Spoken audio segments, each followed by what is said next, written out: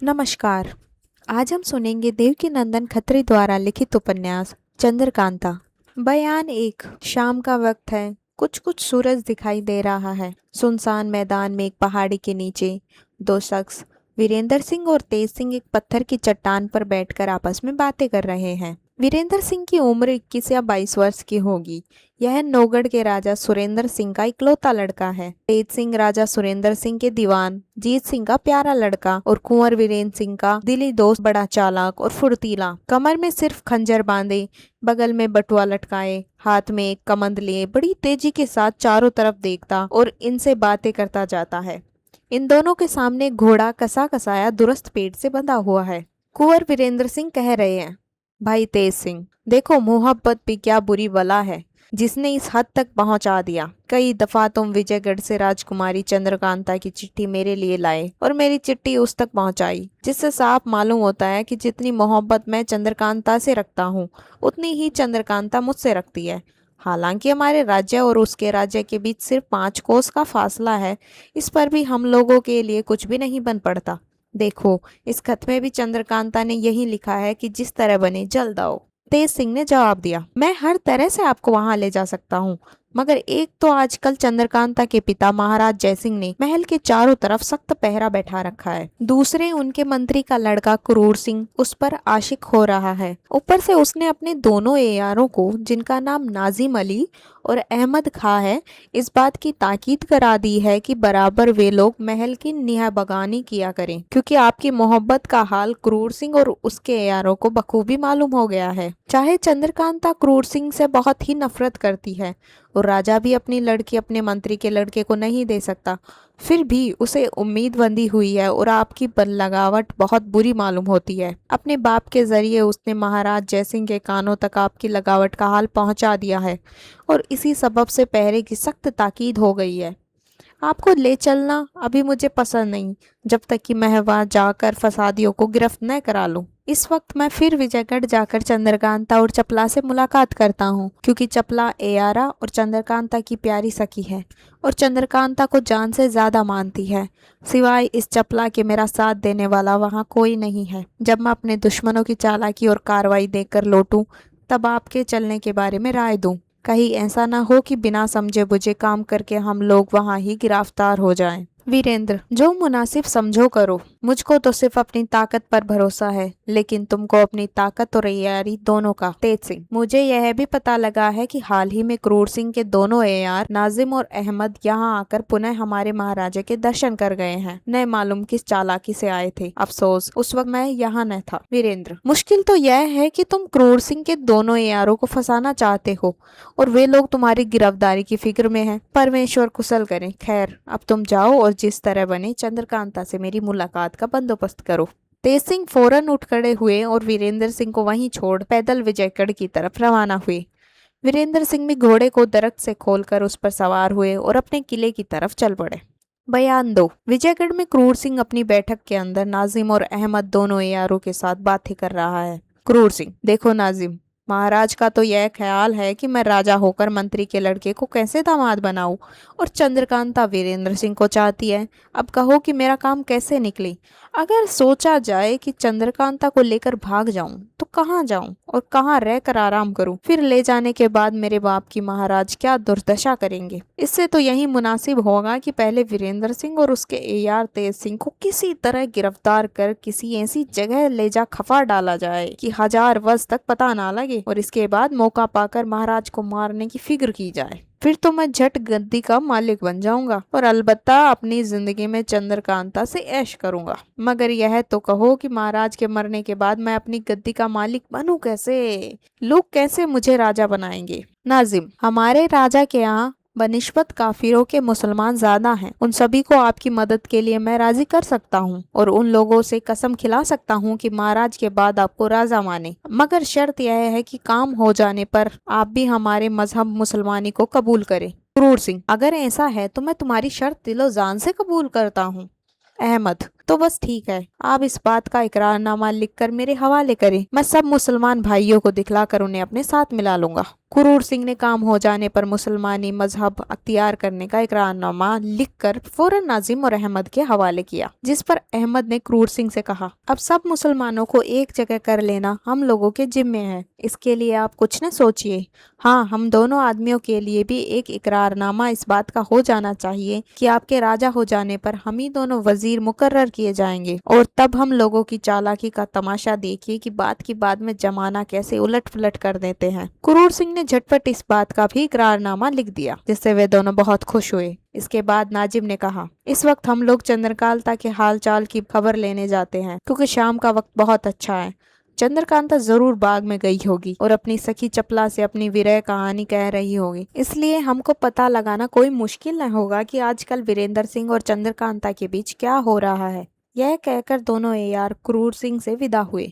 बयान 3। कुछ कुछ दिन बाकी है। चंद्रकांता, चपला और चंपा बाग में टहल रही हैं। भीनी भीनी फूलों की खुशबू धीमी हवा के साथ मिलकर तबीयत को खुश कर रही है। तरह तरह के फूल खिले हुए हैं। बाग के पश्चिम की तरफ वाले आम के घने पेड़ों की बहार और उनमें से अस्त होते सूरज की किरणों की चमक एक अजीब सी मजा दे रही है।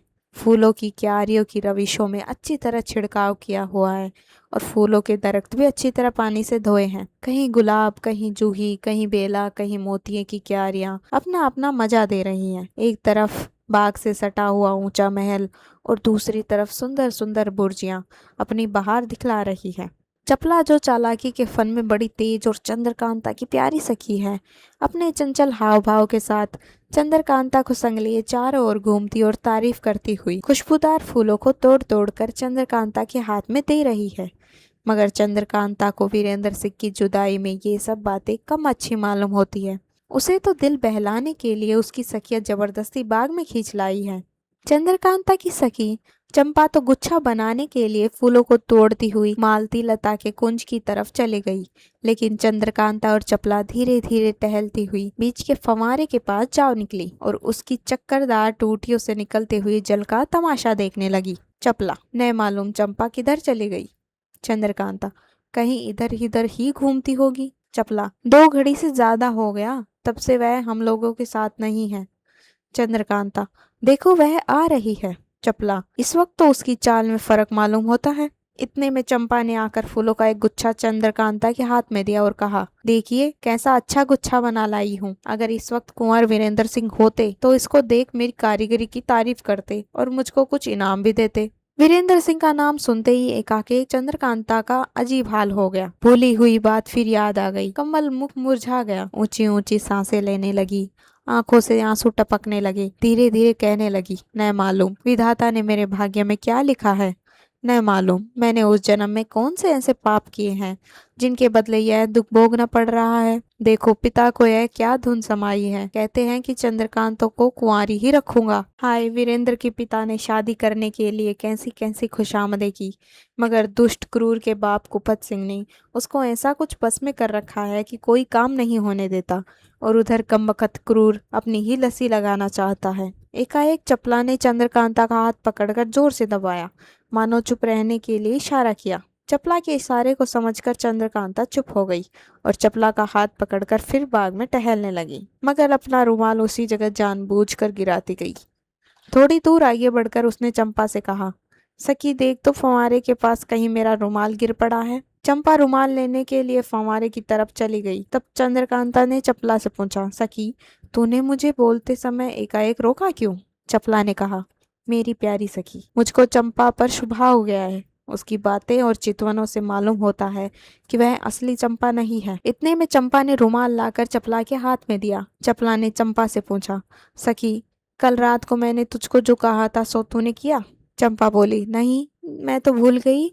तब चपला ने कहा, भला वह बात तो याद है या वो भी भूल गई। चंपा बोली, बात तो याद है। तब फिर चपला ने कहा, भला दोहरा के मुझसे कह तो सही, मैं जानूं भी कि तुझे याद है। इस बात का जवाब न देकर चंपा ने दूसरी बात छेड़ दी कि जिससे शक की जगह यकीन हो गया कि यह चंपा नहीं है। आखिर चपला यह कहकर कि मैं तुझसे एक बात कहूंगी, चंपा को एक किनारे ले गई और कुछ मामूली बातें करके बोली, देख तो चंपा, मेरे कान के कुछ बदबू तो नहीं आती, क्योंकि कल से कान में दर्द है। नकली चंपा कम चपला के फेर में पड़ गई और फौरन कान सूंघने लगी। चपला ने चालाकी से बेहोशी की बुकनी कान में रखकर नकली चंपा को सूंघा दी, जिससे सूंघते ही चंपा बेहोश हो गई। चपला ने चंद्रकांता को पुकार कर कहा, आओ सखी, अपनी चंपा का हाल देखो। चंद्रकांता ने पास आकर चंपा को बेहोश पड़ी हुई देखकर चपला से कहा, सखी, कहीं ऐसा न हो कि तुम्हारा ख्याल धोखा ही निकले और पीछे चंपा से शर्माना पड़े। नहीं, ऐसा न होगा, कहकर चपला ने चंपा को पीठ पर लाद फुवारे के पास ले गई और चंद्रकांता से बोली, तुम फुवारे से चुल्लू भरकर पानी इसके मुंह पर डालो, मैं धोती हूँ। चंद्रकांता ने ऐसा ही किया और चपला खूब रगड़ रगड़ कर उसका मुंह धोने लगी। थोड़ी देर में चंपा की सूरत बदल गई और साफ नाजिम की सूरत निकल आई। देखते ही चंद्रकांता का चेहरा गुस्से से लाल हो गया। वह बोली, सखी, इसने तो बड़ी बेअदबी की।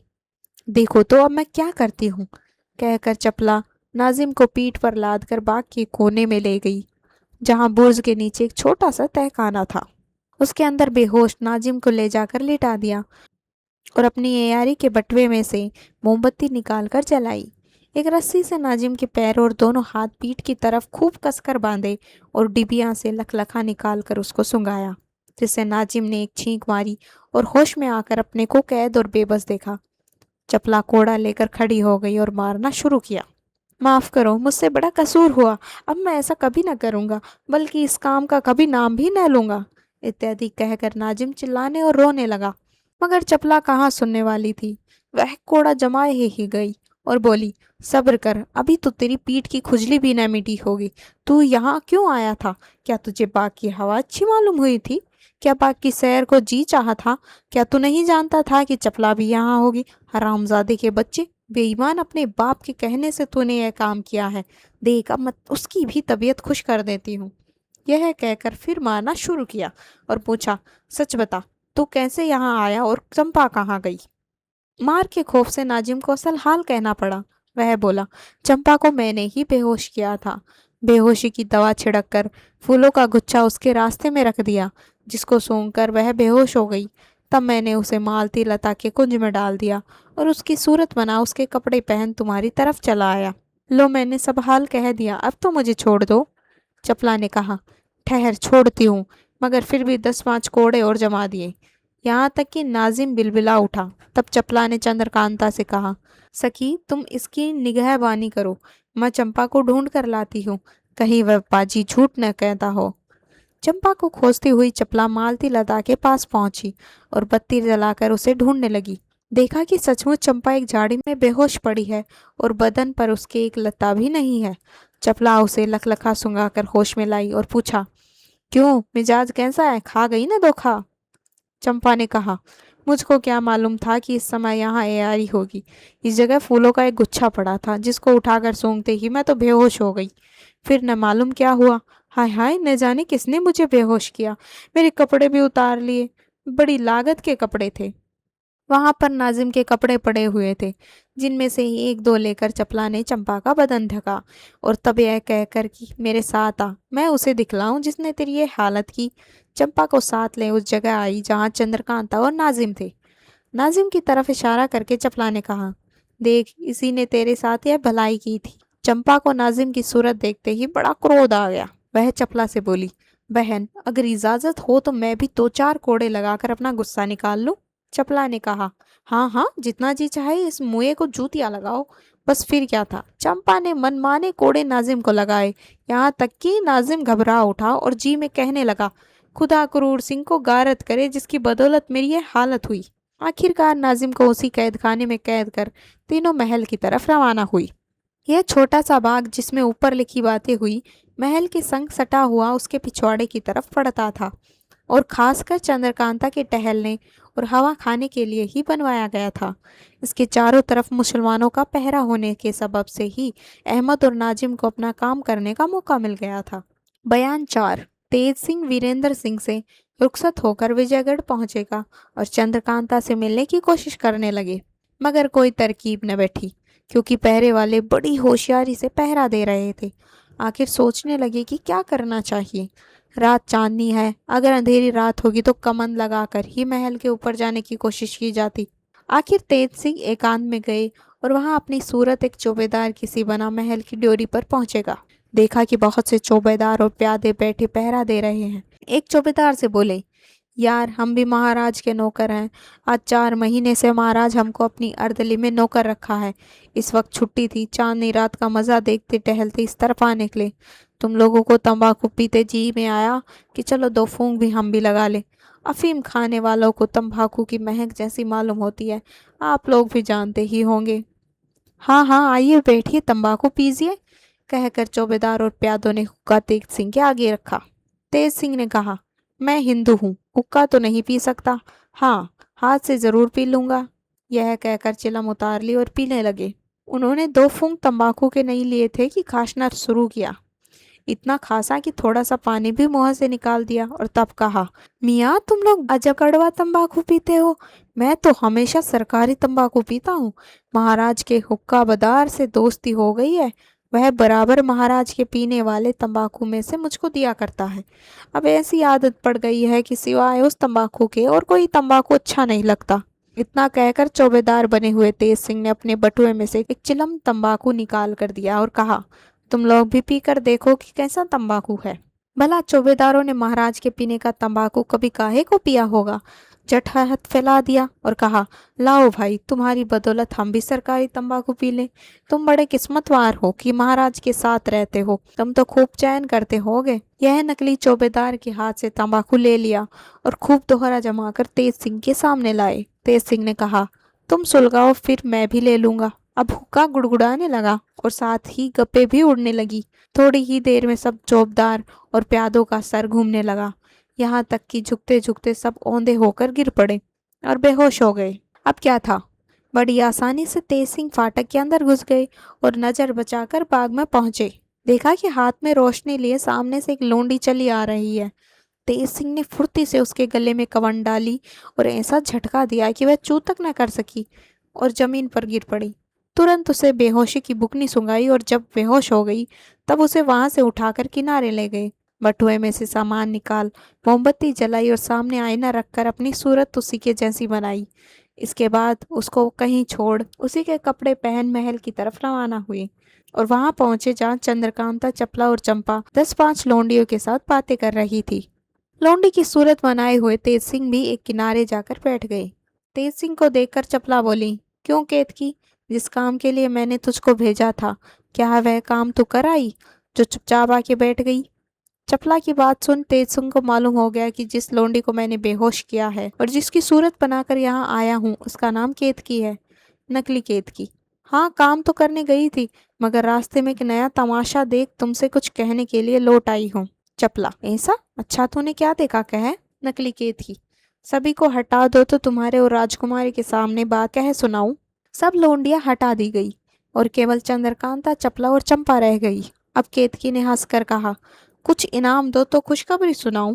चंद्रकांता ने समझा कि शायद वह कुछ वीरेंद्र सिंह की खबर लाई है, मगर फिर भी यह सोचा कि मैंने तो आज तक कभी वीरेंद्र सिंह का नाम भी इसके सामने नहीं लिया, तब यह क्या मामला है, कौन सी खुशखबरी है जिसके सुनाने के लिए यह पहले से ही इनाम मांगती है। आखिर चंद्रकांता ने केतकी से कहा, हाँ हाँ इनाम दूंगी, तू कह तो सही क्या खुशखबरी लाई है। केतकी ने कहा, पहले दे तो कहूँ, नहीं तो जाती हूँ। यह कहकर खड़ी हो गई। केतकी के नखरे देख चपला से नैरा आ गया और वह बोली, क्यों रे केतकी, आज तुझको क्या हो गया है जो ऐसी बढ़ चढ़ कर बातें करने लगी है, लगाऊं 2 लात उठ के। केतकी ने जवाब दिया, क्या मैं तुझसे कमजोर हूँ जो तू लात लगावेगी और मैं छोड़ दूंगी। अब चपला से नैरा आ गया और केतकी का झोटा पकड़ने के लिए दौड़ी, यहाँ तक कि दोनों आपस में गुथ गई। इत्तेफाक से चपला का हाथ नकली केतकी की छाती पर जा पड़ा, जहाँ की सफाई देख वह घबरा उठी और झट से अलग हो गई। नकली केतकी हंसकर, क्यों भाग क्यों गई, आओ लड़ो। चपला अपनी कमर से कटार निकाल सामने आई और बोली, ओए यार सच बता तू कौन है, नहीं तो अभी जान से मार डालती हूँ। इसका जवाब नकली केतकी ने चपला को कुछ न दिया और वीरेंद्र सिंह की चिट्ठी निकालकर सामने रख दी। चपला की नजर भी इस चिट्ठी पर पड़ी और गौर से देखने लगी। वीरेंद्र सिंह के हाथ की लिखावट देख वह समझ गई कि यह तेज सिंह है, क्योंकि सिवाय तेज सिंह और किसी के साथ वीरेंद्र सिंह कभी चिट्ठी नहीं भेजेंगे। यह सोच समझ चपला शर्मा गई और गर्दन नीची कर चुप हो गई। मगर जी में तेज सिंह की सफाई और चालाकी की तारीफ करने लगी। बल्कि सच तो यह है कि तेज सिंह की मोहब्बत ने उसके दिल में जगह बना ली। चंद्रकांता ने बड़ी मोहब्बत से वीरेंद्र सिंह का खत पढ़ा। तब तेज सिंह से बातचीत करने लगी। चंद्रकांता, क्यों तेज सिंह, उनका मिजाज तो अच्छा है। तेज सिंह, मिजाज का खाक अच्छा होगा, खाना पीना सब छूट गया। रोते रोते आंखें सूज आई। दिन रात तुम्हारा ध्यान है, बिना तुम्हारे मिले उनको कब आराम है। हजार समझाता हूँ मगर कौन सुनता है। अभी उसी दिन तुम्हारी छुट्टी लेकर गया था। आज उनकी हालत देख फिर यहाँ आना पड़ा। कहते थे कि मैं खुद चलूंगा, किसी तरह समझा बुझा कर यहाँ आने से रोका और कहा कि आज मुझको जाने दो, मैं जाकर वहाँ बंदोबस्त कर आऊं, तब तुमको ले चलूंगा जिससे किसी तरह का नुकसान न हो। चंद्रकांता, अफसोस तुम उनको अपने साथ न लाए, कम से कम मैं उनका दर्शन तो कर लेती। देखो यहाँ क्रूर सिंह के दोनों यारों ने इतना उधम मचा रखा है कि कुछ कहा नहीं जाता। पिताजी को मैं कितना रोकती और समझाती हूँ कि क्रूर सिंह के दोनों यार मेरे दुश्मन हैं, मगर महाराज कुछ नहीं सुनते, क्योंकि क्रूर सिंह ने उनको अपने वश में कर रखा है। मेरी और कुमार की मुलाकात का हाल बहुत कुछ बढ़ा चढ़ाकर महाराज को न मालूम किस तरह समझा दिया है कि महाराज उसे सच्चों का बादशाह समझ गए हैं। वह हरदम महाराज के कान भरा करता है। अब वे मेरी कुछ भी नहीं सुनते। हाँ, आज बहुत कुछ कहने का मौका मिला है, क्योंकि आज मेरी प्यारी सखी चपला ने नाजिम को इस पिछवाड़े वाले बाग में गिरफ्तार कर लिया है। कल महाराज के सामने उसको ले जाकर तब कहूंगी कि आप अपने क्रूर सिंह की सच्चाई को देखिए। अगर मेरे पहरे का मुकर्रर किया ही था तो बाग के अंदर जाने की इजाजत किसने दी थी। यह कहकर चंद्रकांता ने नाजिम के गिरफ्तार होने और बाग के तहखाने में कैद करने का सारा हाल तेज सिंह को कह सुनाया। तेज सिंह चपला की चालाकी सुनकर हैरान हो गए और मन ही मन उसको प्यार करने लगे। पर कुछ सोचने के बाद बोले, चपला ने चालाकी तो खूब की, मगर धोखा खा गई। यह सुन चपला हैरान हो गई और बोली, मैंने क्या धोखा खाया। पर कुछ समझ में नहीं आया, आखिर नहरा आ गया। तेज सिंह से पूछा, जल्दी बताओ मैंने क्या धोखा खाया। तेज सिंह ने कहा, क्या तुम इस बात को नहीं जानती कि नाजिम बाग में पहुंचा तो अहमद भी आया होगा। फिर बाग ही में नाजिम को क्यों छोड़ दिया। तुमको मुनासिब था कि जब उसको गिरफ्तार किया ही था तो महल में लाकर कैद करती या उसी वक्त महाराज के पास भिजवा देती।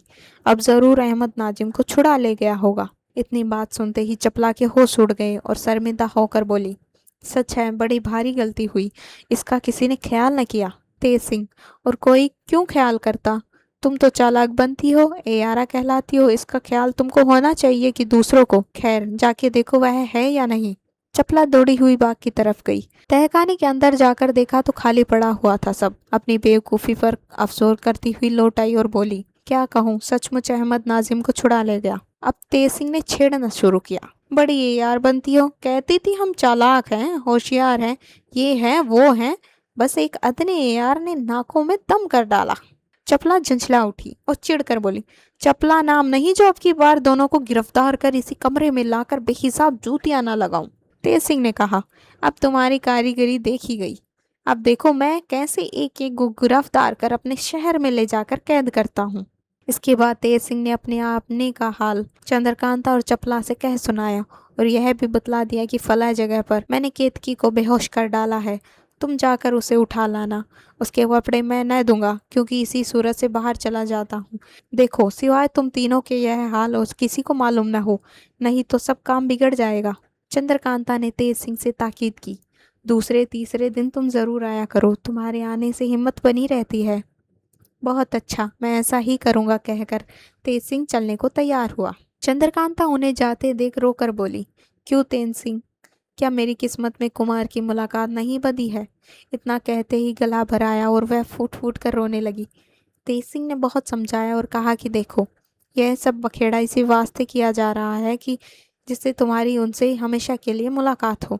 अगर तुम ही घबरा जाओगी तो कैसे काम चलेगा। बहुत अच्छी तरह समझा बुझाकर चंद्रकांता को चुप कराया।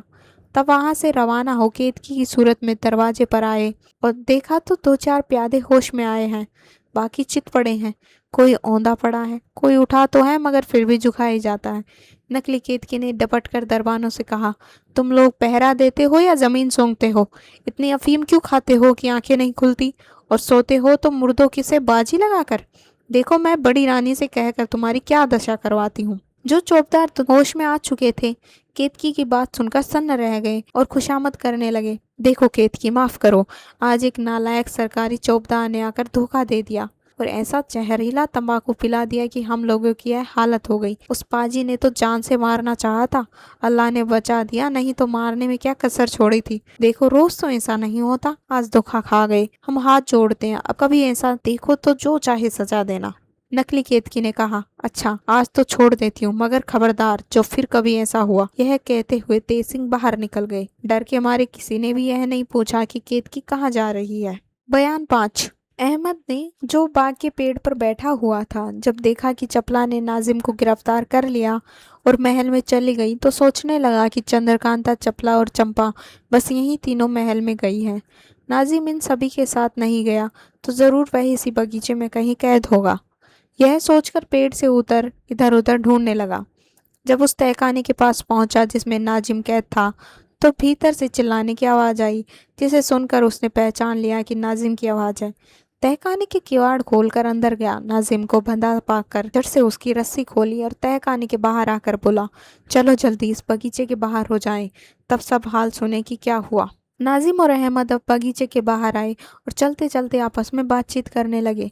नाजिम ने चपला के हाथ फंस जाने और कोड़ा खाने का पूरा हाल कहा। अहमद, भाई नाजिम, जब तक पहले चपला को हम लोग न पकड़ लेंगे तब तक कोई काम न होगा, क्योंकि चपला बड़ी चालाक है और धीरे धीरे चंपा को भी तेज कर रही है।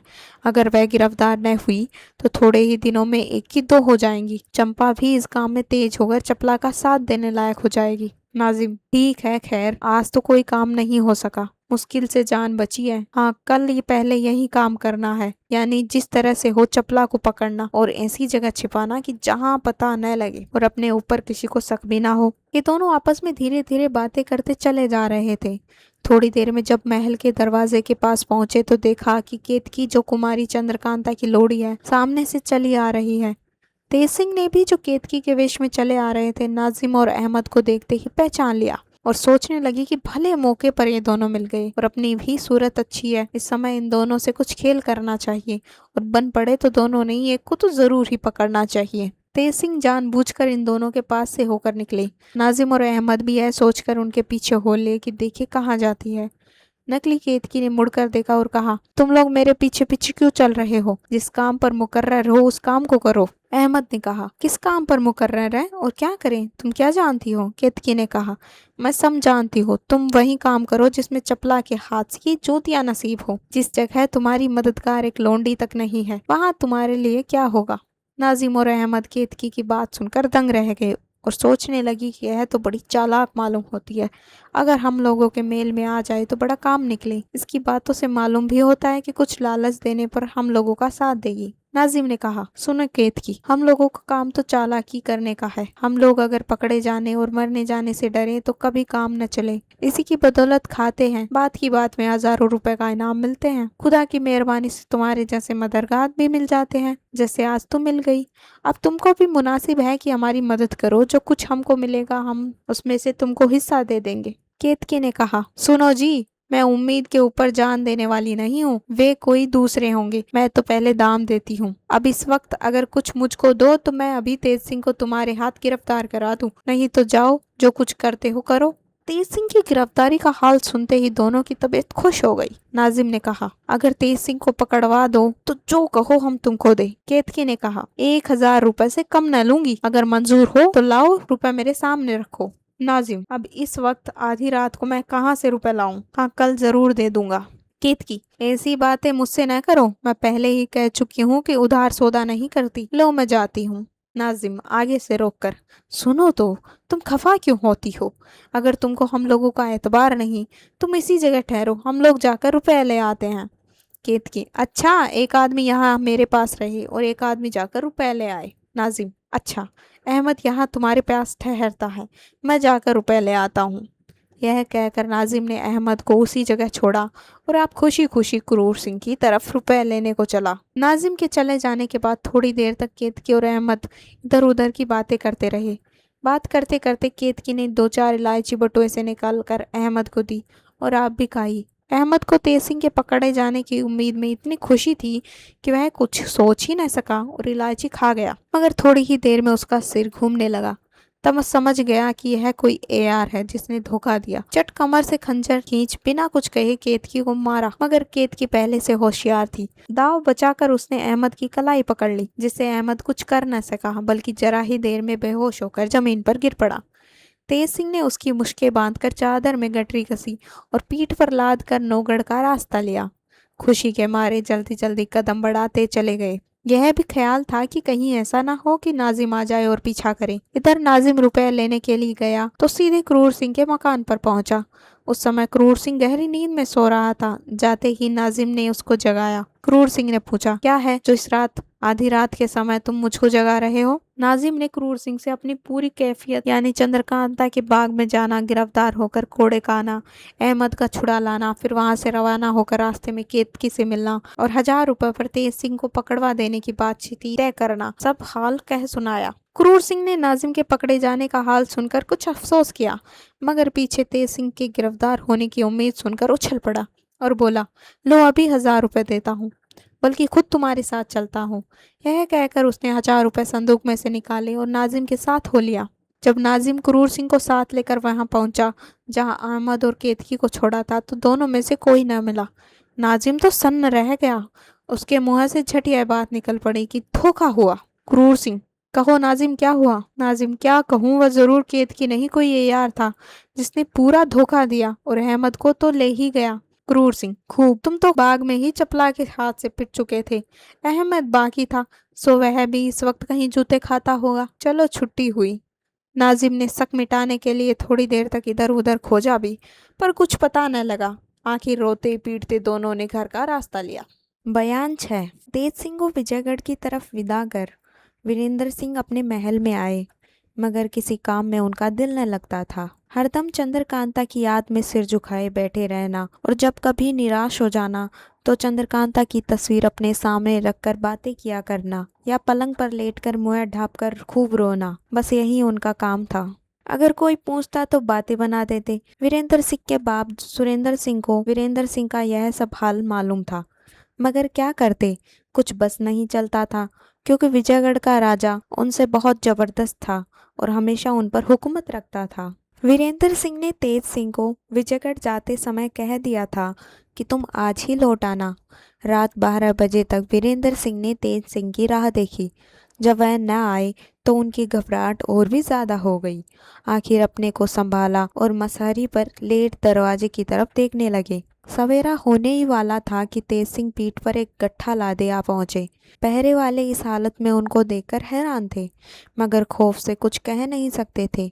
तेज सिंह ने वीरेंद्र सिंह के कमरे में पहुंचकर देखा कि अभी तक वे जाग रहे हैं। वीरेंद्र सिंह तेज सिंह को देखते ही उठ खड़े हुए और बोले, कहो भाई, क्या खबर लाए? तेज सिंह ने वहां का सब हाल सुनाया। चंद्रकांता की चिट्ठी हाथ पर रख दी, अहमद को गठरी खोल कर रख दिया और कहा, यह चिट्ठी है और यह सौगात है। वीरेंद्र सिंह बहुत खुश हुए। चिट्ठी को कई मर्तबा पढ़ा और आंखों से लगाया। फिर तेज सिंह से कहा, सुनो भाई, इस अहमद को ऐसी जगह रखो जहां किसी को मालूम ना हो। अगर जयसिंह को खबर लगेगी तो फसाद बढ़ जाएगा। तेज सिंह, इस बात को मैं पहले ही सोच चुका हूँ। मैं इसको एक पहाड़ी की खो में रखाता हूँ जिसको मैं ही जानता हूँ। यह कहकर तेज सिंह ने फिर अहमद की गठरी बांधी और एक प्यादे को भेजकर देवी सिंह नामी एआर को बुलाया, जो तेज सिंह का शागिर्द, दिली दोस्त और रिश्ते में साला लगता था तथा एआरी के फन में भी तेज सिंह से किसी तरह कम न था। जब देवी सिंह आ गए तब तेज सिंह ने अहमद की गठरी अपनी पीठ पर लादी और देवी सिंह से कहा, आओ हमारे साथ चलो, तुमसे एक काम है। देवी सिंह ने कहा, गुरुजी, वह गठरी मुझको दो, मैं चलूं, मेरे रहते यह काम आपको अच्छा नहीं लगता। आखिर देवी सिंह ने वह गठरी पीठ पर लाद ली और तेज सिंह के पीछे पीछे चल पड़े। वे दोनों शहर के बाहर ही जंगल और पहाड़ियों में पेचीदे रास्तों में जाते जाते 2 कोस के करीब पहुंचकर एक अंधेरी खोह में घुसे। थोड़ी देर चलने के बाद कुछ रोशनी मिली। वहां जाकर तेज सिंह ठहर गए और देवी सिंह से बोले, गठरी रख दो। देवी सिंह, गठरी रखकर, गुरुजी, यह तो अजीब जगह है, अगर कोई आए भी तो यहाँ से जाना मुश्किल हो जाए। तेज सिंह, सुनो देवी सिंह, इस जगह को मेरे सिवाय कोई नहीं जानता। तुमको अपना दिली दोस्त समझ कर ले आया हूँ। तुम्हें अभी बहुत कुछ काम करना होगा। देवी सिंह, मैं आपका ताबेदार हूँ। तुम गुरु हो, क्योंकि ये यारी तुम्ही ने मुझको सिखाई है। अगर मेरी जान की जरूरत पड़े तो मैं देने को तैयार हूँ। तेज सिंह, सुनो, और जो बातें मैं तुमसे कहता हूँ उनका अच्छी तरह ख्याल रखो। यह सामने जो पत्थर का दरवाजा देखते हो, इसको खोलना सिवाय मेरे किसी को नहीं आता, या फिर मेरे उस्ताद जिन्होंने मुझको एयारी सिखाई थी वे ही जानते थे। वे तो अब नहीं रहे, मर गए। इस समय सिवाय मेरे कोई नहीं जानता, और मैं तुमको इसका खोलना बतलाए देता हूँ। जिस जिसको मैं पकड़कर लाया करूंगा, इसी जगह लाकर कैद किया करूंगा, जिससे किसी को मालूम न हो और कोई छुड़ा के भी न ला जा सके। इसके अंदर कैद करने से कैदियों के हाथ पैर बांधने की जरूरत नहीं रहेगी। सिर्फ हिफाजत के लिए खुलासी बेड़ी उनके पैरों में डाल देनी पड़ेगी, जिससे वह धीरे धीरे चल फिर सके। कैदियों के खाने पीने की भी फिक्र तुमको नहीं करनी पड़ेगी, क्योंकि इसके अंदर एक छोटी सी कुदरती नहर है जिसमें बराबर पानी रहता है। यहाँ मेवों के दरख्त भी बहुत हैं। इस यार को इसी में कैद करते हैं। इसके बाद महाराज से यह बहाना करके कि आजकल मैं बीमार रहता हूँ, अगर 1 महीने की छुट्टी मिली तो आबो हवा बदल आऊं, महीने भर की छुट्टी ले लो। मैं कोशिश करके तुम्हें छुट्टी दिला दूंगा। अब तुम भेष बदल कर विजयगढ़ जाओ और बराबर वहीं रहकर इधर उधर की खबर लिया करो। जो कुछ हाल हो मुझसे कहा करो, और जब मौका देखो तो बदमाशों को गिरफ्तार करके इसी जगह लाकर उनको कैद कर दिया करो। और भी बहुत सी बातें देवी सिंह को समझाने के बाद तेज सिंह दरवाजा खोलने लगे। दरवाजे के ऊपर एक बड़ा सा चेहरा शेर का बना हुआ था, जिसके मुंह में हाथ बखूबी जा सकता था। तेज सिंह ने देवी सिंह से कहा, इस चेहरे के मुंह में हाथ डालकर इसकी जुबान बाहर खींचो। देवी सिंह ने वैसा ही किया और हाथ भर के करीब जुबान खींच ली। उसके खींचते ही एक आवाज आई और दरवाजा खुल गया। अहमद की गठरी लिए हुए दोनों अंदर गए। देवी सिंह ने देखा कि वह खूब खुलासा जगह, बल्कि कोस भर का साफ मैदान है। चारों तरफ ऊंची ऊंची पहाड़ियां जिन पर किसी तरह आदमी चढ़ नहीं सकता। बीच में एक छोटा सा झरना पानी का बह रहा है और बहुत से जंगली मेवों के दरख्तों से अजब सुहावनी जगह मालूम होती है। चारों तरफ की पहाड़ियां नीचे से ऊपर तक छोटे छोटे करजनी, गुमची बेर, मकोये, चिरौंजी वगैरह के घने दरख्तों और लताओं से भरी हुई हैं। बड़े बड़े पत्थर के ढोंके मस्त हाथी की तरह दिखाई देते हैं। ऊपर से पानी गिर रहा है जिसकी आवाज बहुत भली मालूम होती है। हवा चलने से पेड़ों की सरसराहट और पानी की आवाज तथा बीच में मोरों का शोर और भी दिल को खींच लेता है। नीचे जो चश्मा पानी का पश्चिम से पूर्व की तरफ घूमता हुआ बह रहा है, उसके दोनों तरफ जामुन के पेड़ लगे हुए हैं और पके जामुन उस चश्मे के पानी में गिर रहे हैं। पानी भी चश्मे का इतना साफ है कि जमीन दिखाई देती है। कहीं हाथ भर, कहीं कमर बराबर, कहीं उससे भी ज्यादा होगा। पहाड़ों में कुदरती खोए बने हैं जिनके देखने से मालूम होता है कि मानो ईश्वर ने यहाँ सैलानियों के रहने के लिए कोठरियां बना दी हैं। चारों तरफ की पहाड़ियां, ढलवा और बनिस्पत नीचे के ऊपर से ज्यादा खुलासा थी और उन पर बादलों के छोटे टुकड़े सामियानों का मजा दे रहे थे। यह जगह ऐसी सुहावनी थी कि वर्षों रहने पर भी किसी की तबीयत न घबराए, बल्कि खुशी मालूम हो। सुबह हो गई, सूरज निकल आया। तेज सिंह ने अहमद की गठरी खोली, उसका एयारी का बटवा और खंजर जो कमर में बंधा था ले लिया और एक बेड़ी उसके पैर में डालने के बाद होशियार किया। जब अहमद होश में आया और उसने अपने को इस दिलचस्प मैदान में देखा तो यकीन हो गया कि वह मर गया है और फरिश्ते उसको यहाँ ले आए हैं। लगा कलमा पढ़ने। तेज सिंह को उसके कलमा पढ़ने पर हंसी आई। बोले, मियाँ साहब, आप हमारे कैदी हैं, इधर देखिए। अहमद ने तेज सिंह की तरफ देखा। पहचानते ही जान सूख गई। समझ गया कि तब न मरे तो अब मरे। बीवी केतकी की सूरत आंखों के सामने फिर गई। खौफ ने उसका गला ऐसा दबाया कि एक हर्फ भी मुंह से न निकल सका। अहमद को उसी मैदान में चश्मे के किनारे छोड़ दोनों एयार बाहर निकल आए। तेज सिंह ने देवी सिंह से कहा, इस शेर की जुबान जो तुमने बाहर खींच ली है उसी के मुंह में डाल दो। देवी सिंह ने वैसा ही किया। जुबान उसके मुंह में डालते ही जोर से दरवाजा बंद हो गया और दोनों आदमी उसी पेचीदी राह से घर की तरफ रवाना हुए। पहर भर दिन चढ़ा होगा जब ये दोनों लौटकर वीरेंद्र सिंह के पास पहुंचे। वीरेंद्र सिंह ने पूछा, अहमद को कहाँ कैद करने ले गए थे जो इतनी देर लगी? तेज सिंह ने जवाब दिया, एक पहाड़ी खोह में कैद कराया हूँ। आज आपको भी वह जगह दिखाऊंगा, पर मेरी राय है कि देवी सिंह थोड़े दिन भेष बदलकर विजयगढ़ में रहे।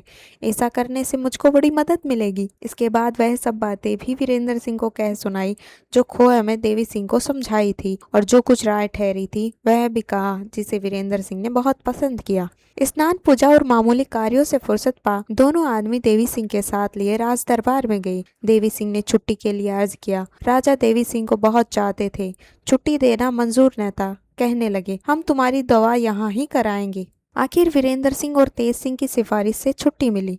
दरबार बर्खास्त होने पर वीरेंद्र सिंह राजा के साथ महल में चले गए और तेज सिंह अपने पिता जीत सिंह के साथ घर आए। देवी सिंह को भी साथ लाए और सफर की तैयारी कर उसी समय उनको रवाना कर दिया। जाती दफा उन्हें और भी बातें समझा दी। दूसरे दिन तेज सिंह अपने साथ वीरेंद्र सिंह को उस घाटी में ले गए जहां अहमद को कैद किया था। कुमार उस जगह को देखकर बहुत खुश हुए और बोले, भाई इस जगह को देखकर तो मेरे दिल में बहुत सी बातें पैदा होती हैं। तेज सिंह ने कहा, पहले पहल इस जगह को देखकर मैं तो आपसे भी ज्यादा हैरान हुआ था, मगर गुरुजी ने बहुत कुछ हाल वहाँ का समझाकर मेरी दिल जमाई कर दी थी, जो किसी दूसरे वक्त आपसे कहूँगा। वीरेंद्र सिंह इस बात को सुनकर और भी हैरान हुए और उस घाटी की कैफियत जानने के लिए जिद करने लगे। आखिर तेज सिंह ने वहां का हाल जो कुछ अपने गुरु से सुना था कहा, जिसे सुनकर वीरेंद्र सिंह बहुत प्रसन्न हुए। तेज सिंह ने वीरेंद्र सिंह से कहा, वे इतना खुश क्यों हुए और यह घाटी कैसी थी, यह सब हाल किसी दूसरे मौके पर बयान किया जाएगा। वे दोनों वहां से रवाना होकर अपने महल आए। कुमार ने कहा, भाई अब तो मेरा हौसला बहुत बढ़ गया है, जी में आता है कि जयसिंह से लड़ जाऊं। तेज सिंह ने कहा, आपका हौसला ठीक है, मगर जल्दी करने से चंद्रकांता की जान का खौफ है। आप इतना घबराते क्यों हैं? देखिए तो क्या होता है।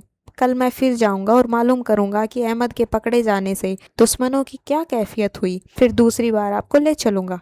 वीरेंद्र सिंह ने कहा, नहीं मैं खुद चलूंगा, इस तरह एकदम डरपोक होकर बैठे रहना मर्दों का काम नहीं। तेज सिंह ने कहा, अच्छा आप भी चलिए, हर्ज क्या है, मगर एक काम का होना जरूरी है, जो यह है कि महाराज से 4-5 रोज के लिए शिकार की छुट्टी लीजिए और अपनी सरहद पर डेरा डाल दीजिए। वहां से कुल 2.5 कोस दूर चंद्रकांता का महल रह जाएगा, तब हर तरह से सुविधा होगा। इस बात को वीरेंद्र सिंह ने पसंद किया और आखिर यही राय पक्की ठहरी। कुछ दिन बाद वीरेंद्र सिंह ने अपने पिता सुरेंद्र सिंह से शिकार के लिए 8 दिन की छुट्टी ले ली और थोड़े से अपने दिली आदमियों को, जो खास उन्हीं के खिदमती थे और उनको जान से ज्यादा चाहते थे, साथ लेकर रवाना हुए। थोड़ा सा दिन बाकी था, तब नौगढ़ और विजयगढ़ के सिवाने पर इन लोगों का डेरा पड़ गया। रात भर वहां मुकाम रहा और यह राय ठहरी कि पहले तेज सिंह विजयगढ़ जाकर हाल चाल ले आए। बयान 7। अहमद के पकड़े जाने से नाजिम बहुत उदास हो गया और क्रूर सिंह को तो अपनी ही फिक्र पड़ गई कि कहीं तेज सिंह मुझको भी न पकड़ ले। इस खौफ से वह हरदम चौकन्ना रहता था, मगर महाराज जयसिंह के दरबार में रोज आता और वीरेंद्र सिंह के प्रति उनको भड़काया करता। एक दिन नाजिम ने क्रूर सिंह को यह सलाह दी कि जिस तरह हो सके अपने बाप कुपत सिंह को मार डालो। उसके मरने के बाद जयसिंह जरूर तुमको मंत्री बनाएंगे। उस वक्त तुम्हारी हुकूमत हो जाने से सब काम बहुत जल्द होगा। आखिर क्रूर सिंह ने जहर दिलवाकर अपने बाप को मरवा डाला। महाराज ने कुफत सिंह के मरने पर अफसोस किया और कई दिन तक दरबार में न आए। शहर में भी कुफत सिंह के मरने का गम छा गया। क्रूर सिंह ने जाहिर में अपने बाप के मरने का भारी मातम किया और 12 रोज के वास्ते अलग बिस्तर जमाया। दिन भर तो अपने बाप को रोता, पर रात को नाजिम के साथ बैठकर चंद्रकांता से मिलने तथा तेज सिंह और वीरेंद्र सिंह को गिरफ्तार करने की फिक्र करता। इन्हीं दिनों वीरेंद्र सिंह ने भी शिकार के बहाने विजयगढ़ की सरहद पर खेमा डाल दिया था, जिसकी खबर नाजिम ने क्रूर सिंह को पहुंचाई और कहा, वीरेंद्र सिंह जरूर चंद्रकांता की फिक्र में आया है। अफसोस इस समय अहमद न हुआ, नहीं तो बड़ा काम निकलता। खैर देखा जाएगा। वह कहकर क्रूर सिंह से विदा हो टोहर लेने के लिए निकल गया। तेज सिंह वीरेंद्र सिंह से रुखसत हो विजयगढ़ पहुंचे। मंत्री के मरने तथा शहर भर में गम छा जाने के हाल लेकर वीरेंद्र सिंह वापस लौट आए। यह भी खबर लाए कि 2 दिन बाद सूतक निकल जाने पर महाराज जयसिंह क्रूर को अपना दीवान बनाएंगे। वीरेंद्र सिंह, देखो क्रूर ने अपने बाप को मार डाला, अगर राजा को भी मार डाले तो ऐसे आदमी का क्या ठिकाना। तेज सिंह, सच है वह नालायक जहाँ तक भी होगा राजा पर भी बहुत जल्द हाथ फेरेगा। अस्तु अब मैं 2 दिन चंद्रकांता के महल में न जाकर दरबार ही का हाल चाल लूंगा। हाँ, इस बीच में अगर मौका मिल जाए तो देखा जाएगा। वीरेंद्र सिंह, सो सब कुछ नहीं, चाहे जो हो, आज मैं चंद्रकांता से जरूर मुलाकात करूंगा। तेज सिंह, आप जल्दी न करें, जल्दी ही सब कामों को बिगाड़ती है। वीरेंद्र, जो भी हो मैं तो जरूर जाऊंगा। तेज सिंह ने बहुत समझाया, मगर चंद्रकांता की जुदाई में उनको भला बुरा क्या सोचता था, एक न मानी और चलने के लिए तैयार हो गए। आखिर तेज सिंह ने कहा, खैर नहीं मानते तो चलिए, अब आपकी ऐसी मर्जी है तो हम क्या करें, जो होगा देखा जाएगा। शाम के वक्त ये दोनों टहलने के लिए खेमे से बाहर निकले और अपने प्यादों से कह गए कि अगर हम लोगों के आने में देर हो तो घबराना मत। टहलते हुए दोनों विजयगढ़ की तरफ रवाना हुए। कुछ रात गई होगी जब चंद्रकांता के उसी नजरबाग के पास पहुंचे जिसका हाल पहले लिख चुके हैं। रात अंधेरी थी, इसलिए इन दोनों को बाग में जाने के लिए कोई आश्चर्य न करना पड़ा। पहरे वालों को बचाकर कमंद फेंका और उसके जरिए बाग के अंदर एक घने पेड़ के नीचे खड़े हो इधर उधर निगाह दौड़ाकर देखने लगे। बाग के बीचों बीच संगमरमर के एक साफ चिकने चबूतरे पर मोमी क्षमादान जल रहा था। चंद्रकांता, चपला और चंपा बैठी बातें कर रही थी। चपला बातें भी करती जाती थी और इधर उधर तेजी से निगाह भी दौड़ा रही थी। चंद्रकांता को देखते ही वीरेंद्र सिंह का अजब हाल हो गया। बदन में कफकफी होने लगी, यहाँ तक कि बेहोश होकर गिर पड़े। मगर वीरेंद्र सिंह की यह हालत देखकर तेज सिंह पर कोई प्रभाव न हुआ। झट अपने एरी बटुए से लखलखा निकालकर सुंघा दिया और होश में लाकर कहा, देखिए, दूसरे के मकान में आपको इस तरह बेसुध न होना चाहिए। अब आप अपने को संभालिए और इसी जगह ठहरिए। मैं जाकर बात कराऊं, तब आपको ले चलूंगा। यह कहकर उन्हें उसी पेड़ के नीचे छोड़ उस जगह गए जहाँ चंद्रकांता, चपला और चंपा बैठी थी। तेज सिंह को देखते ही चंद्रकांता बोली, क्यों जी, इतने दिन कहाँ रहे? क्या इसी का नाम मोहब्बत है? अब की आए तब भी अकेले आए। वाह, ऐसा ही था तो हाथों में चूड़ी पहन लेते। जब उनकी मोहब्बत का यही हाल है तो मैं जीकर क्या करूंगी? कहकर चंद्रकांता रोने लगी, यहाँ तक कि हिचकी बंद गई। तेज सिंह उसकी हालत देखकर घबराए और बोले, बस इसी को नादानी कहते हैं। अच्छी तरह हाल भी न पूछा और लगी रोने। ऐसा ही है तो उनको लिए आता हूँ। यह कहकर तेज सिंह वहां गए जहां वीरेंद्र सिंह को छोड़ा था और उनको अपने साथ लेकर चंद्रकांता के पास लौटे। चंद्रकांता वीरेंद्र सिंह के मिलने से बड़ी खुश हुई। दोनों मिलकर खूब रोए, यहाँ तक कि बेहोश हो गए, मगर थोड़ी देर बाद होश में आ गए और आपस में शिकायत, मिली मोहब्बत की बातें करने लगे। अब जमाने का उलटफेर देखिए। घूमता फिरता टोहा लगाता नाजिम भी उसी जगह आ पहुंचा और दूर से इन सभी की खुशी भरी मजलिस देखकर जल मरा। तुरंत ही लौटकर क्रूर सिंह के पास पहुंचा। क्रूर सिंह ने नाजिम को घबराया हुआ देखा और पूछा, क्यों, क्या बात है जो तुम इतना घबराए हुए हो? नाजिम, है क्या? जो मैं सोचता था वही हुआ। यही वक्त चालाकी का है। अगर अब भी कुछ न बन पड़ा तो बस तुम्हारी किस्मत फूट गई, ऐसा ही समझना। क्रूर सिंह, तुम्हारी बातें तो कुछ समझ में नहीं आती। खुलासा कहो, क्या बात है? नाजिम, खुलासा बस यही है कि वीरेंद्र सिंह चंद्रकांता के पास पहुंच गया और इस समय बाग में हंसी के कह कहे उड़ रहे हैं। यह सुनते ही क्रूर सिंह की आंखों के आगे अंधेरा छा गया। दुनिया उदास मालूम होने लगी। कहाँ तो बाप के जाहिरी गम में वह सर मुड़ाए बरसाती मेढक बना बैठा था। 13 रोज कहीं बाहर जाना हो ही नहीं सकता, मगर इस खबर ने उसको अपने आपे में न रहने दिया। फौरन उठ खड़ा हुआ और उसी तरह नंग धड़ंग औंधी हांडी का सिर लिए महाराज जयसिंह के पास पहुंचा। जयसिंह क्रूर सिंह को इस हालत में आया देखकर हैरान होकर बोले, क्रूर सिंह, सूतक और बाप का गम छोड़कर तुम्हारा इस तरह आना मुझको हैरानी में डाल रहा है। क्रूर सिंह ने कहा, महाराज, हमारे बाप तो आप हैं। उन्होंने तो पैदा किया, परवरिश आपकी बदौलत होती है। जब आपकी इज्जत में बट्टा लगा तो मेरी जिंदगी किस काम की है और मैं किस लायक गिना जाऊंगा? जय सिंह गुस्से में आकर, क्रूर सिंह, ऐसा कौन है जो हमारी इज्जत बिगाड़े? क्रूर सिंह, एक अदना आदमी। जय सिंह दांत पीसकर, जल्दी बताओ वह कौन है जिसके सिर पर मौत सवार हुई है? क्रूर सिंह, वीरेंद्र सिंह। जय सिंह, उसकी क्या मजाल जो मेरा मुकाबला करे? इज्जत बिगाड़ना तो दूर की बात है, तुम्हारी बात कुछ समझ में नहीं आती। साफ साफ जल्द बताओ क्या बात है। वीरेंद्र सिंह कहाँ है? क्रूर सिंह, आपके चोर महल के बाग में। यह सुनते ही महाराज का बदन मारे गुस्से के कांपने लगा। तड़प कर हुक्म दिया, अभी जाकर बाग को चारों तरफ से घेर लो। मैं कोर्ट की राह वहां जाता हूँ। बयान 8। वीरेंद्र सिंह चंद्रकांता से मीठी मीठी बातें कर रहे हैं। चपला से तेज सिंह उलझ रहे हैं। चंपा बेचारी इन लोगों का मुंह ताक रही है। अचानक एक काला कलोटा आदमी सिर से पैर तक, आबनूस का कुंदा, लाल लाल आंखें, लंगोटा कसे, उछलता कूदता इन सबके बीच में आ खड़ा हुआ। उसने तेज सिंह को देखकर कहा, खबरी वही राजा को तुमरी, सुनो गुरुजी मेरे। इसके बाद उछलता कूदता चला गया। जाती दफा चंपा की टांग पकड़कर थोड़ी दूर घसीटता ले गया, आके छोड़ दिया। यह सब देखकर हैरान हो गए और डरे कि यह पिशाच कहाँ से आ गया। चंपा बेचारी तो चिल्ला उठी, मगर तेज सिंह फौरन उठ खड़े हुए और वीरेंद्र सिंह का हाथ पकड़ के बोले, चलो जल्दी उठो, अब बैठने का मौका नहीं। चंद्रकांता की तरफ देख कर बोले, हम लोगों के जल्दी चले जाने का रंज तुम मत करना, जब तक महाराज न आए इसी तरह सबकी सब बैठी रहना। चंद्रकांता, इतनी जल्दी जाने का सबब क्या है, और यह कौन था जिसकी बात सुनकर तुम्हें भागना पड़ा? तेज सिंह, जल्दी से, अब बात करने का मौका नहीं रहा। यह कहकर वीरेंद्र सिंह को जबरदस्ती उठाया और साथ ले कमंद के जरिए बाग से बाहर आ गए। चंद्रकांता को वीरेंद्र सिंह का इस तरह चला जाना बहुत बुरा मालूम हुआ। आंखों में आंसू पर चपला से बोली, यह कैसा तमाशा हो गया, कुछ समझ में नहीं आता।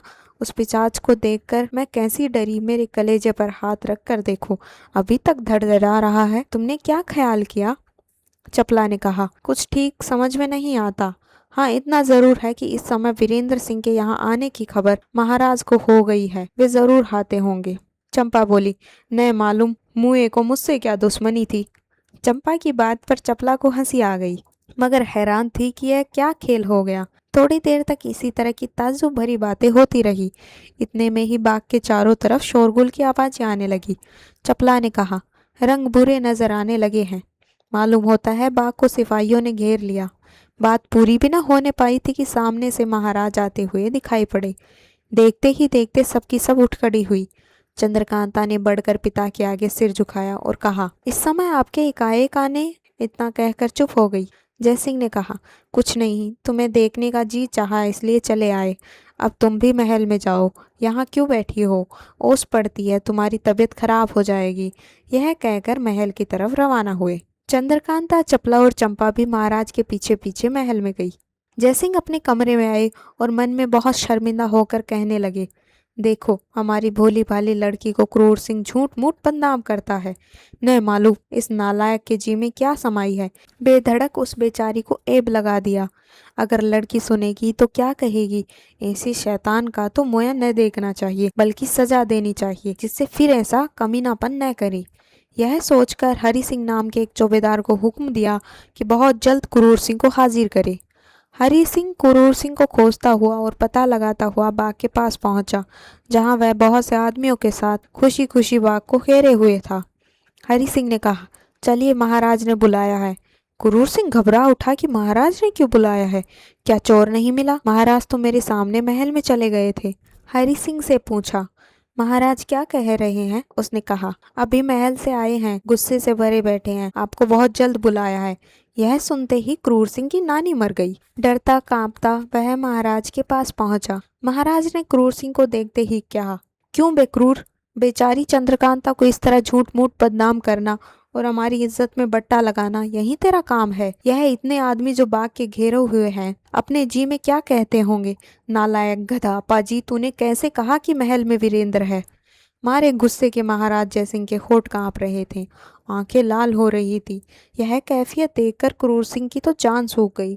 घबरा कर बोला, मुझको तो यह खबर नाजिम ने पहुंचाई थी, जो आजकल महल के पहरे पर मुकर्रर है। यह सुनते ही महाराज ने हुक्म दिया, बुलाओ नाजिम को। थोड़ी देर में नाजिम भी हाजिर हो गया। गुस्से से भरे हुए महाराज के मुंह से साफ आवाज नहीं निकलती थी। टूटे फूटे शब्दों में नाजिम से पूछा, क्यों बे, तूने कैसी खबर पहुंचाई? उस वक्त डर के मारे उसकी क्या हालत थी वही जानता होगा। जीने से नाउम्मीद हो चुका था। डरता हुआ बोला, मैंने तो अपनी आंखों से देखा था हुजूर, शायद किसी तरह भाग गया होगा। जैसिम से गुस्सा बर्दाश्त न हुआ। हुक्म दिया, 50 कोड़े क्रूर सिंह को और 200 कोड़े नाजिम को लगाए जाएं।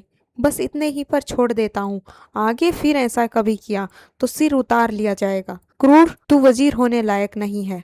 अब क्या था, लगे दो तरफी कोड़े पड़ने। उन लोगों के चिल्लाने से महल गूंज उठा, मगर महाराज का गुस्सा कम न हुआ। जब दोनों पर कोड़े पड़ चुके तो उनको महल से बाहर निकलवा दिया और महाराज आराम करने चले गए। मगर मारे गुस्से के रात भर उन्हें नींद न आई।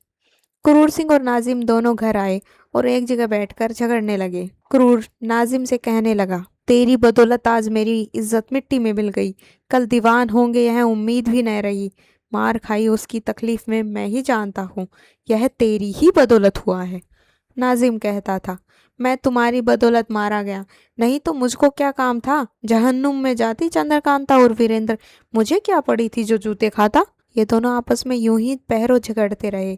अंत में क्रूर सिंह ने कहा, हम तुम दोनों पर लानत है, अगर इतनी सजा पाने पर भी वीरेंद्र को गिरफ्तार न किया। नाजिम ने कहा, इसमें तो अब कोई शक नहीं कि वीरेंद्र अब रोज महल में आया करेगा, क्योंकि इसी वास्ते वह अपना डेरा सरहद पार ले आया है। मगर अब कोई काम करने का हौसला नहीं पड़ता। कहीं फिर मैं देखूं और खबर करने पर वह दोबारा निकल जाए तो अब की जरूर ही जान से मारा जाऊंगा। क्रूर सिंह ने कहा, तब तो कोई ऐसी तरकीब करनी चाहिए जिससे जान भी बचे और वीरेंद्र सिंह को अपनी आंखों से महाराज जयसिंह महल में देख भी ले। बहुत देर सोचने के बाद नाजिम ने कहा, चुनारगढ़ महाराज शिवदत्त सिंह के दरबार में एक पंडित जगन्नाथ नामी ज्योतिषी है, जो रमल भी बहुत अच्छा जानते हैं।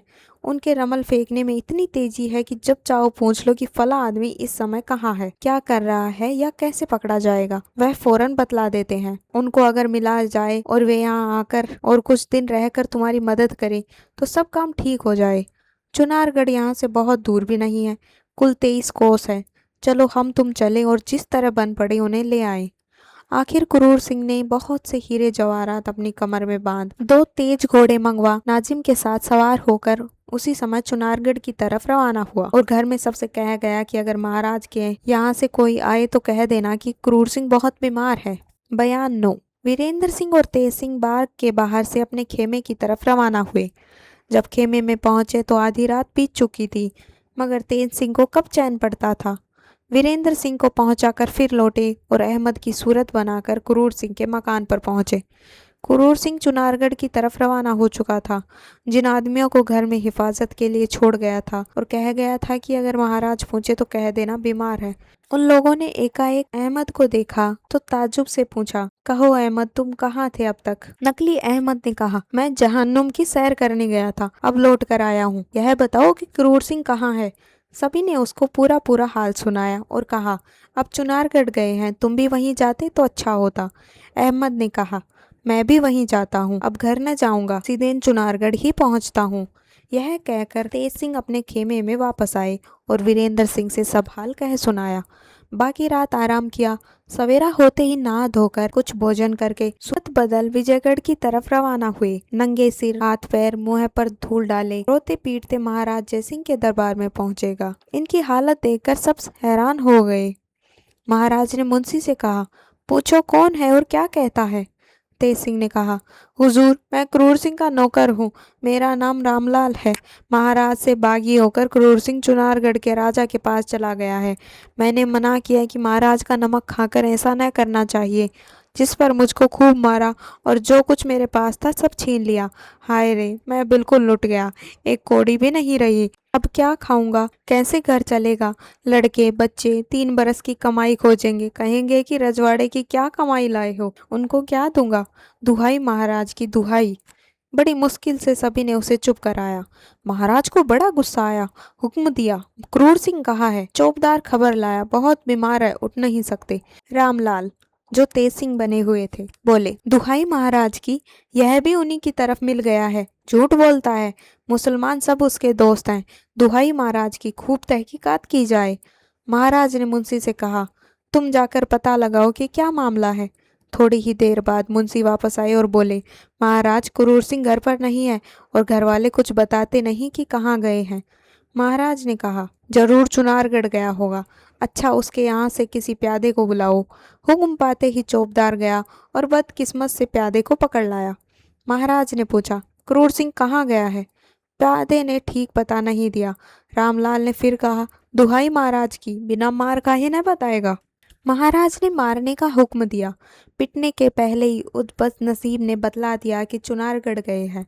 महाराज जयसिंह को क्रूर का हाल सुनकर जितना गुस्सा आया, बयान के बाहर है। हुक्म दिया, क्रूर सिंह के घर के सब औरत मर्द घंटे भर के अंदर जान बचाकर हमारी सरहद के बाहर हो जाएं। दूसरा, उनका मकान लूट लिया जाए। तीसरा, उनकी दौलत में से जितना रुपया अकेला रामलाल उठा ले जा सके ले जाए, बाकी सरकारी खजाने में दाखिल किया जाए। चौथा, रामलाल अगर नौकरी कबूल करे तो दी जाए।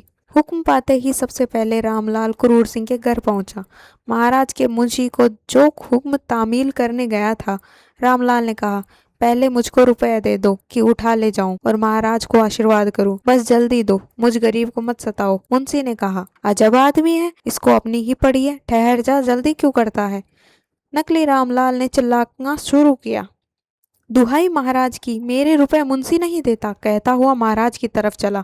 मुंशी ने कहा, लो लो, जाते कहाँ हो भाई, पहले इसको दे दो। रामलाल ने कहा, हद तेरे की, मैं चिल्लाता नहीं तो सभी रुपए डकार जाता।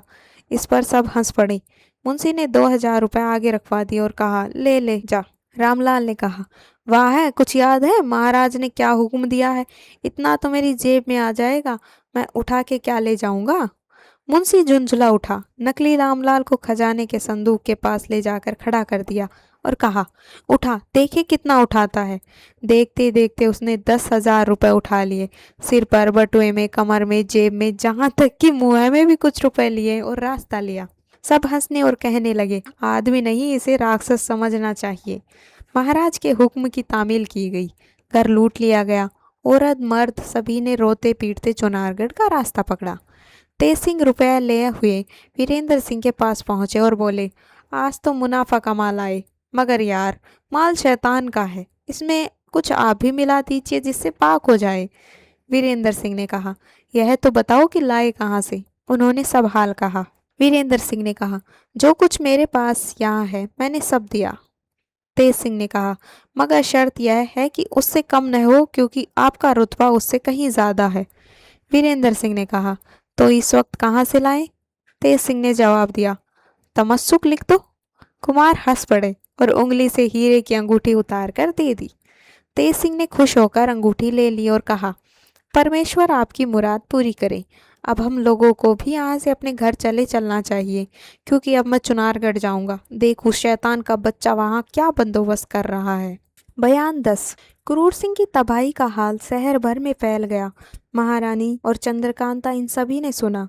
कुमारी और चपला को बहुत खुशी हुई। जब महाराज महल में गए तो हंसी हंसी में महारानी ने क्रूर सिंह का हाल पूछा। महाराज ने कहा, वह बड़ा बदमाश तथा झूठा था, मुफ्त में लड़की को बदनाम करता था। महारानी ने बात छेड़कर कहा, आपने क्या सोचकर वीरेंद्र का आना जाना बंद कर दिया। देखिए, यह वही वीरेंद्र है जो लड़कपन से, जब चंद्रकांता पैदा भी नहीं हुई थी, यहीं आता और कई कई दिनों तक रहा करता था। जब यह पैदा हुई तो दोनों बराबर खेला करते और इसी से इन दोनों की आपस में मोहब्बत बढ़ गई। उस वक्त यह भी न मालूम होता था कि आप और सुरेंद्र सिंह कोई दो हैं, या नौगढ़ या विजयगढ़ दो रजवाड़े हैं। सुरेंद्र सिंह भी बराबर ही आप ही के कहे मुताबिक चलते थे। कई बार आप कह भी चुके थे कि चंद्रकांता की शादी वीरेंद्र के साथ कर देनी चाहिए। ऐसे मेल मोहब्बत और आपस के बनाव को उस दुष्ट क्रूर ने बिगाड़ दिया और दोनों के चित्त में मैल पैदा कर दिया। महाराज ने कहा, मैं हैरान हूँ कि मेरी बुद्धि को क्या हो गया था। मेरी समझ पर पत्थर पड़ गए। कौन सी बात ऐसी हुई जिससे सबब से मेरे दिल से वीरेंद्र सिंह की मोहब्बत जाती रही। हाय, इस क्रूर सिंह ने तो गजब ही किया। इसके निकल जाने पर अब मुझे मालूम होता है। महारानी ने कहा, देखे अब वह चुनारगढ़ में जाकर क्या करता है। जरूर महाराज शिवदत्त को भड़काएगा और कोई नया बखेड़ा पैदा करेगा। महाराज ने कहा, खैर देखा जाएगा, परमेश्वर मालिक है। उस नालायक ने तो अपनी भरसक बुराई में कुछ भी कमी नहीं की। यह कहकर महाराज महल के बाहर चले गए। अब उनको यह फिक्र हुई कि किसी को दीवान बनाना चाहिए, नहीं तो काम न चलेगा। कई दिन तक सोच विचार कर दयाल सिंह नाम के दीवान को मंत्री की पदवी और खिला दी। यह शख्स बड़ा ईमानदार, नेकबख्त, रहमदिल और साफ तबीयत का था। कभी किसी का दिल उसने नहीं दुखाया।